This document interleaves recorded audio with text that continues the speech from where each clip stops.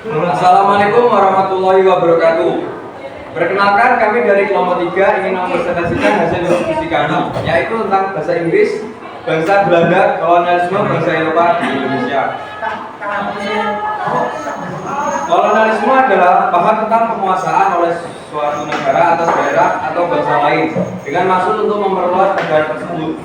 Kolonialisme mengacu pada praktek penjajahan suatu bangsa terhadap bangsa dan wilayah lainnya.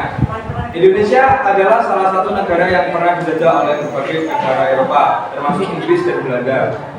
Di sini kita akan membahas latar belakang masa penjajahan, dampak dan kritik terhadap kolonialisme di Indonesia. Bab 2. Sejarah kolonialisme di Indonesia. A. Latar belakang kolonialisme. Kolonialisme berawal dari perkembangan situasi ekonomi, di mana rempah-rempah menjadi komoditas yang paling menguntungkan pasar internasional. Itulah yang mendorong para pemilik modal di negara-negara Eropa melakukan ekspedisi ke Asia dan Afrika, di mana bahan baku rempah-rempah mudah didapatkan. Pada abad ke-16, bangsa Eropa mulai mengeksplorasi Asia dan berupaya memperluas pengaruh dan kekayaan mereka di Indonesia. Bangsa Portugis menjadi orang Eropa pertama yang datang pada tahun 1511, diikuti oleh orang Spanyol, Inggris, dan Belanda. 1. Masa penjajahan Inggris di Indonesia. Pada abad ke-19, Inggris mengambil alih sebagian bagian besar wilayah Indonesia, termasuk Jawa dan Sumatera. Mereka lebih fokus pada ekonomi dan perdagangan, dan karena itu memperkenalkan perkebunan modern di Indonesia. 2. Masa penjajahan Belanda di Indonesia. Belanda mulai menaklukkan Indonesia pada akhir abad ke-16, tetapi baru pada abad ke-19 mereka mengambil alih sebagai besar wilayah Indonesia. Dalam periodenya di Indonesia, Belanda mewakili politik etis dalam memperluas wilayahnya dan mempertahankan kawasan Hindia yang dibakar. B. Kolonialisme bangsa Eropa.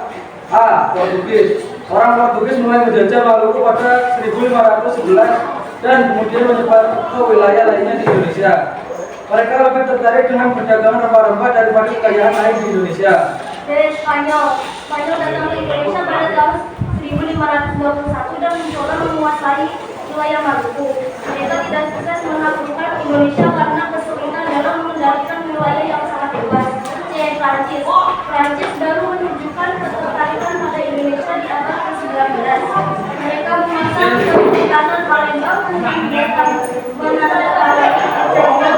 protektorat pada tahun 1821 dan kemudian mendirikan Banten sebagai wilayah protektorat pada tahun 1832. Bagi Indonesia. Sumber daya. Sama masa penjajahan sumber daya Indonesia dieksploitasi habis-habisan oleh negara kolonial. Hal ini menyebabkan Indonesia mengalami kemiskinan dan kekurangan sumber daya.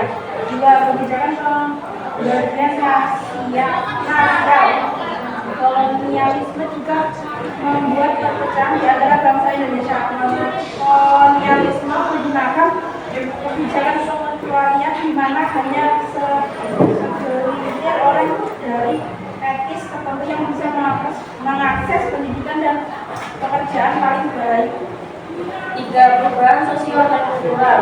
Kolonialisme juga membawa masuk nilai-nilai ke barat ke negeri ini. Indonesia berubah secara kultural dan sosial dan warisan kolonial yang terlihat hingga hari ini. Kesimpulan, setelah berjuang selama bertahun-tahun, Indonesia akhirnya memperoleh kemerdekaan pada tahun 1945. Namun warisan kolonialisme masih terlihat di negara ini hingga saat ini. Meski masih banyak tantangan untuk Indonesia sekarang menjadi negara dengan ekonomi dan kekuatan kita terbesar di wilayah Asia. Kesuksesan itu tidak lepas dari pengalaman masa lalu dan berjuang negara dalam mengatasi dampak kolonialisme. Sekian dari presentasi kami. Mohon maaf jika ada salah. Wassalamualaikum warahmatullahi wabarakatuh.